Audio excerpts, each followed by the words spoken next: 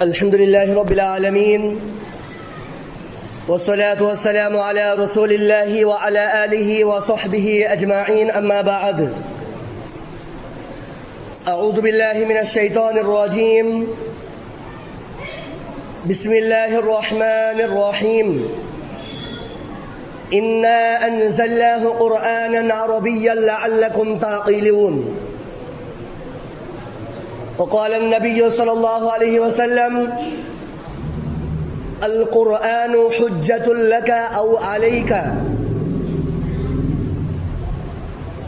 আলহামদুলিল্লাহ সমস্ত প্রশংসা সমস্ত তারিফ সেই মহান আল্লাহ সুবহানাহু ওয়া তাআলার জন্য যিনি আমাদের প্রত্যেককে আজকে মসজিদে আসার তৌফিক দান করেছেন। সেই আল্লাহ রাব্বুল আলামিনের বারগাহে আমরা শুকরিয়া আদায় করি। আমরা সকলে বলি আলহামদুলিল্লাহ। সালাত ও সালাম বর্ষিত হোক মানবতার মহান শিক্ষক বিশ্বনবী মুহাম্মদুর রাসূলুল্লাহ সাল্লাল্লাহু আলাইহি ওয়াসাল্লামের উপর এবং সমস্ত সৎ কর্মশীলের উপর আমরা সালাত ও সালাম পেশ করছি। আমরা সকলে বলি আল্লাহুম্মা আমিন। আল্লাহ সুবহানাহু ওয়া তাআলার শান্তি রহমত ও দয়া আমাদের সকলের উপর বর্ষিত হোক। আমরা সকলে বলি আল্লাহুম্মা আমিন। আল্লাহ সুবহানাহু ওয়া তাআলা পবিত্র কোরআন মাজিদের ভিতরে বলেছেন, সূরা ইউসুফের ভিতরে 2 নম্বর আয়াত, আল্লাহ সুবহানাহু ওয়া তাআলা এখানে বলছেন ইন্না আনজালনাহু কুরআনান আরাবিয়্যান লাআল্লাকুম তাকিলুন। আল্লাহ রাব্বুল আলামিন এখানে বলছেন যে আমি কোরআন নাজিল করেছি আরবি ভাষাতে যাতে তোমরা বুঝতে পারো। আল্লাহ রাব্বুল আলামিন কোরআন নাজিল করেছেন আরবি ভাষাতে আমরা যেন বুঝতে পারি এই জন্য। আর নবী সাল্লাল্লাহু আলাইহি সাল্লাম হাদিসের ভিতরে বলেছেন আল কুরআনু হুজ্জাতুল লাকা আও আলাইকা, কোরআন তোমার পক্ষে অথবা বিপক্ষে সাক্ষ্য দেবে কিয়ামতের ময়দানে। হয় কোরআন তোমার পক্ষে কথা বলবে অথবা তোমার বিপক্ষে কথা বলবে। কোরআন যার পক্ষে কথা বলবে সে নিঃসন্দেহে জান্নাতে যাবে, আর কোরআন যার বিপক্ষে কথা বলবে বিপক্ষে সাক্ষ্য দেবে নিঃসন্দেহে সে জাহান্নামে যাবে। কোরআন হলো কিতাবুল্লাহ, আল্লাহর কিতাব হলো কি কোরআন। আর প্রত্যেকটা মুসলিমের জন্য কোরআনের শিক্ষা অর্জন করা, কোরআন শেখা, কোরআন বোঝা, কোরআন পড়া ফরজে আইন, পড়তেই হবে। কোরআন পড়া শিখতেই হবে। বাচ্চা থেকে বুড়ো প্রত্যেকের ওপর কোরআন শিক্ষা করা ফরজ, ফরজে আইন। এটা ফরজে কিফায়া নয় যে সমাজের কিছু মানুষ পড়বে সবার পক্ষ থেকে হয়ে যাবে, জি না, এটা জানাজা নামাজের মতো নয়। জানাজা নামাজ হলো ফরজে কিফায়া, সমাজের কিছু মানুষ যদি পড়ে সকলের পক্ষ থেকে আদায় করা হয়ে যাবে।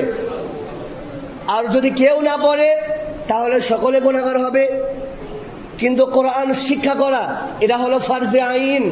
5 ওয়াক্ত নামাজ যেভাবে ফরজে আইন প্রত্যেককে পড়তে হবে, ঠিক সেইভাবে কোরআন প্রত্যেককেই শিখতেই হবে, পড়তেই হবে, বুঝতে হবে। কোরআনের হক আদায় করা মানে হলো কোরআন পড়া, কোরআন বোঝা। এই জন্য আল্লাহ রাব্বুল আলামিন কোরআন আমাদেরকে দিয়েছেন।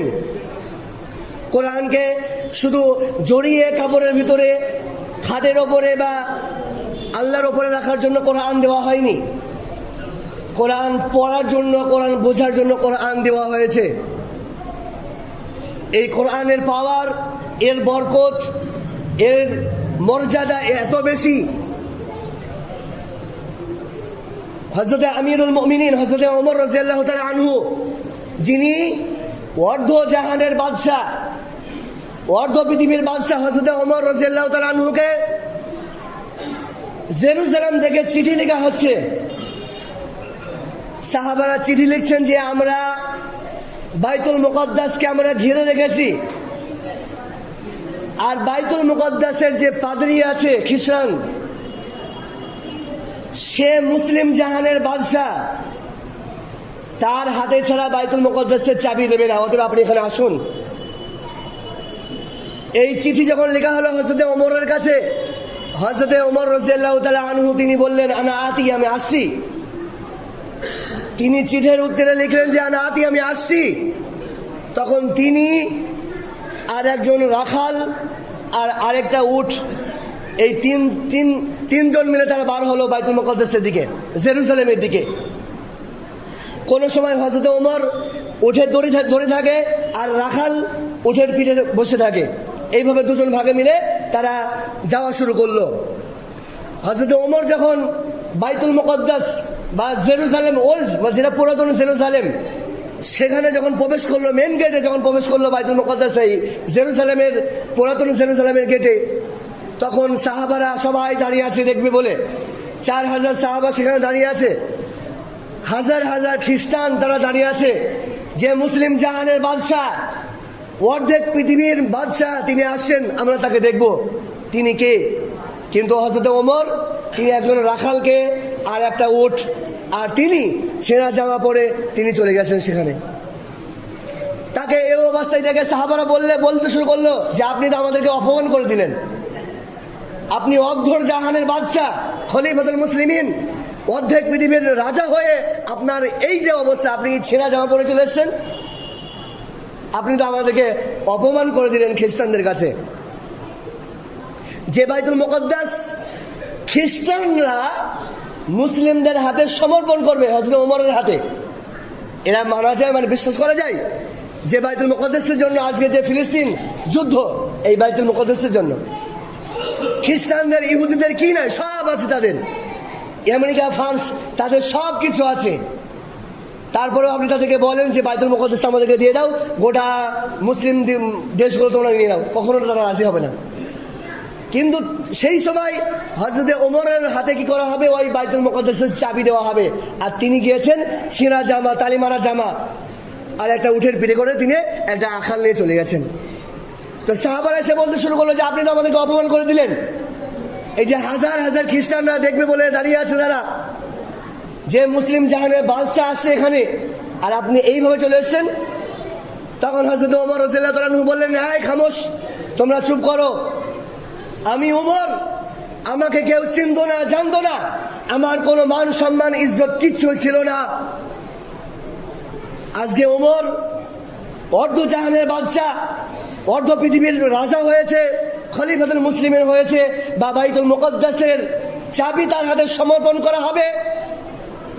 এটা ওমর উঠের পিঠে চড়ে কামায়নি, এটা ওমর ভালো জামা কাপড় পরার কারণে পায়নি।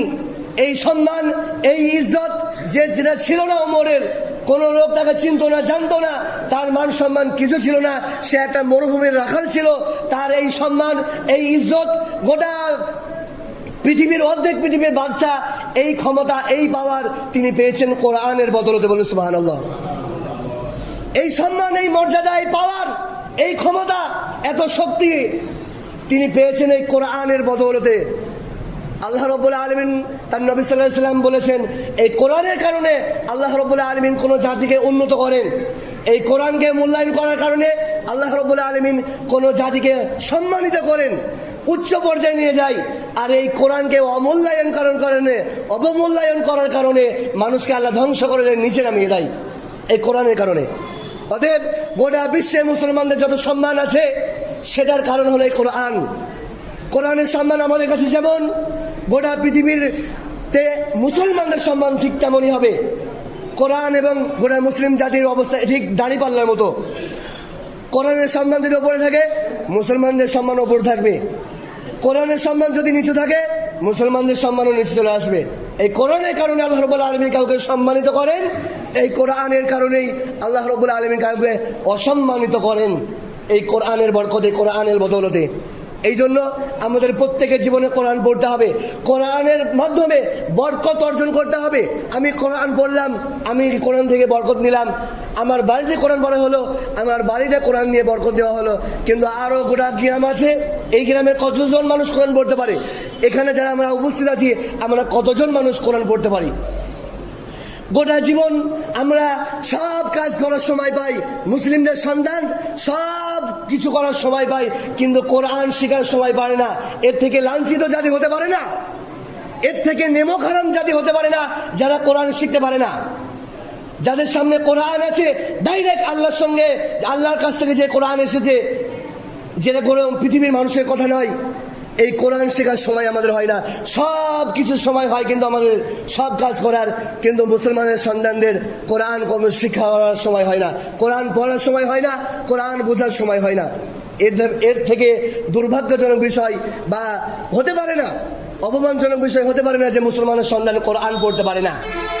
তো আমাদের প্রত্যেকের ওপরে কোরআন পড়া ফরজে আইন, পড়তেই হবে, শিখতেই হবে, বুঝতেই হবে। আল্লাহ রাব্বুল আলামিন কোরআনকে পড়ার জন্য পাঠিয়েছেন, কোরআনকে মাদুরের ভিতরে ভরে হাতে করে ঘুরে নিয়ে যাওয়ার জন্য পড়েনি, কোরআনকে ঝুলিয়ে রাখার জন্য কোরআন পাঠানো হয়নি, কোরআনকে আপনি কাপড়ের মধ্যে বেঁধে সেটা আপনি ওপরে রেখে দেবেন এই জন্য কোরআন আপনাকে দেওয়া হয়নি, কোরআন পাঠানো হয়নি। আরবি অক্ষর পড়ে গেছে, আপনি চুমু খাচ্ছেন, ওপরে রেখে দিলেন, এর দ্বারা কোনো কাজ হবে না। আপনি কোরআন না পড়ে প্রত্যেক দিন যদি 500 বার করে চুমু খান, এরপরে কোরআনের হক আদায় করা হবে না বাবা। এর জন্য কোরআনের হক আদায় করতে হলে কোরআন পড়তে হবে, কোরআনের হক আদায় করতে হলে কোরআন পড়তে হবে। বিষয়টা মাথায় রাখুন, প্রত্যেককে কোরআন শিখতে হবে, বাচ্চা থেকে বুড়ো, কোনো বাহানা চলবে না। বুড়ো হয়ে গেছি, জিভ ঘোরে না, কোনো কথা চলবে না, প্রত্যেককে কোরআন শিখতেই হবে। কিভাবে শিখবেন সেটা আপনার দায়িত্ব, কিভাবে শিখবেন সেটা আপনার দায়িত্ব। অতএব আমরা চেষ্টা করি, গ্রামে মাদ্রাসা আছে, এরপরেও যদি আপনারা না শিখতে পারেন, গ্রামে মসজিদ আছে, এরপরেও যদি কোরআন না শিখতে পারেন, তাহলে আপনার মতন খারাপ মানুষ আর হতে পারে না। এত কিছু ব্যবস্থা থাকার পরেও আপনি যদি কোরআন না শিখতে পারেন, তাহলে আপনি মুসলিমের সন্তান হয়ে মুসলিম ঘরে বসবাস করে আপনি কোরআন শিখতে পারলেন না। আল্লাহর কিতাব, সেই কোরআন আপনি শিখলেন না, বুঝলেন না। অতএব এই কোরআন কিন্তু আপনার পক্ষে সাক্ষ্য দেবে না, আপনার বিপক্ষে কিন্তু সাক্ষী দেবে। এই জন্য আপনি প্রত্যেকে, আমি বলবো আপনারা প্রত্যেকে কোরআন শিখুক, যে কোনো মূল্যে কোরআন শিখতেই হবে, কোরআন পড়তে হবে, বুঝতে হবে। আল্লাহ রাব্বুল আলামিন আমাদের প্রত্যেকে কোরআন শেখার, কোরআন বোঝার এবং কোরআন অনুযায়ী জীবনযাপন করার তৌফিক দান করুক। সকলে বলি আল্লাহুম্মা আমিন। আরেকটা কথা বলে আমি শেষ করছি। কথাটা এই যে মসজিদে যদি আপনার গ্রামের মসজিদে আপনি একটা ফ্যান দিলে যে নাকি পাবেন, একটা এসি দিলে যে নাকি পাবেন, এই টাইলস দেওয়ার জন্য যে নাকি পাবেন, আপনার গ্রামে যদি একটা ভাঙা মসজিদ, ঝাঁপের মসজিদে আপনি যদি কোরআন শেখানোর ব্যবস্থা করেন, আলিফবা শেখানোর ব্যবস্থা করেন, এই এসি থেকে, লাইটি থেকে, টাইলসের থেকে বেশি নাকি পাবেন। বলুন সুবহানাল্লাহ। এই এসি থেকে, লাইটি থেকে, ফ্যানের থেকে আপনি বেশি নাকি পাবেন ইনশাআল্লাহ। আল্লাহর কসম খেয়ে বলছি, আল্লাহর কসম খেয়ে বলছি, এসি দেওয়ার থেকে, টাইলস দেওয়ার থেকে, মসজিদের ফ্যান দেওয়ার থেকে আপনি লক্ষ কোটি গুণ বেশি নাকি পাবেন যদি আপনি একটা ভাঙা মসজিদে, টিনের ছাদ, তারপরে বেড়া দেওয়া এই মসজিদে যদি আপনি কোরআন শেখার ব্যবস্থা করেন, আলিফবা শেখানোর ব্যবস্থা করেন, তাহলে এর থেকে বেশি নাকি পাবেন, কোটি কোটি বেশি নাকি পাবেন। অতএব প্রত্যেকটা মসজিদ আছে, প্রত্যেকটা গ্রামে আমরা যদি চেষ্টা করি কমিটির পক্ষ থেকে, তাহলে আমরা কি করব, মসজিদে আরবি শেখানোর, কোরআন শেখানোর ব্যবস্থা করতে পারি। কিন্তু আজকে কি হয়, প্রত্যেকটা মসজিদ কমিটি কিভাবে নামাজি বাড়বে কোনো চিন্তা নাই, কিভাবে নামাজির সংখ্যা বাড়বে, কিভাবে গ্রামে লোকে কোরআন পড়বে, এই চিন্তা কোনো মসজিদ কমিটির নাই। প্রত্যেকটা মসজিদ কমিটি শুধু বিল্ডিং করতে হবে, বিল্ডিং করতে হবে। তাই নামাজি যদি না থাকে, বিল্ডিং করে কি লাভ হবে, বিল্ডিং করে কি লাভ হবে, এটা আমাদের বুঝতে হবে। যে মুসল্লি যদি থাকে, নামাজি যদি থাকে, তাহলে মসজিদের প্রয়োজন আছে, তাহলে কি হবে। অতএব আমি বিষয়টা বোঝানোর চেষ্টা করছি, কোরআন শিখার, কোরআনের মর্যাদা অনেক বেশি, এই কোরআনের শক্তি পাওয়ার অনেক বেশি। আল্লাহ রাব্বুল আলামিন আমাদের প্রত্যেককে সঠিক বুঝ দান করুক। সকলে বলি আল্লাহুম্মা আমিন, আল্লাহুম্মা আমিন। এবং আমরা প্রত্যেকে যেন কোরআন শিখে এরপরে মৃত্যুবরণ হয় এবং মৃত্যু হয়, আল্লাহর কাছে আমরা সেটাই চাই, যেন আমরা কোরআন শিখে, কোরআন বুঝে এরপরে আমাদের মরণ হয়। আল্লাহ সেই তৌফিক আমাদের সকলকে দান করুক। সকলে বলি আল্লাহুম্মা আমিন, আল্লাহুম্মা আমিন। আল্লাহ রাব্বুল আলামিন আমাদের প্রত্যেককে মাফ করুক এবং প্রত্যেকের ভুলগুলোকে মাফ করে দিয়ে আমাদের প্রত্যেকের সঠিক রাস্তায় চলার তৌফিক দান করুক। সকলে বলি আল্লাহুম্মা আমিন। আমাদের ভেতর থেকে অনেকের আব্বা মা, ভাই বোন, আত্মীয় স্বজন, পাড়া প্রতিবেশী, এক কথায় গোটা বিশ্বের যত মুসলমান নর নারী কবরের বাসিন্দা হয়ে গেছে, আল্লাহ রাব্বুল আলামিন তাদের প্রত্যেককে মাফ করুক, প্রত্যেকের জন্য জান্নাতের ফয়সালা করে দিক। সকলে বলে আল্লাহুম্মা আমিন। এখানে যারা আমরা উপস্থিত আছি, আমাদের ভিতরে অনেকে অসুস্থ, আল্লাহ প্রত্যেকের শিফায়ে কুল্লিয়া দান করুক, আরোগ্য দান করুক। আমরা সকলে বলে আল্লাহুম্মা আমিন, আল্লাহুম্মা আমিন। ওয়া আখির দাওয়ানা আনিল হামদুলিল্লাহি রাব্বিল আলামিন। আসসালামু আলাইকুম ওয়া রাহমাতুল্লাহি ওয়া বারাকাতুহু।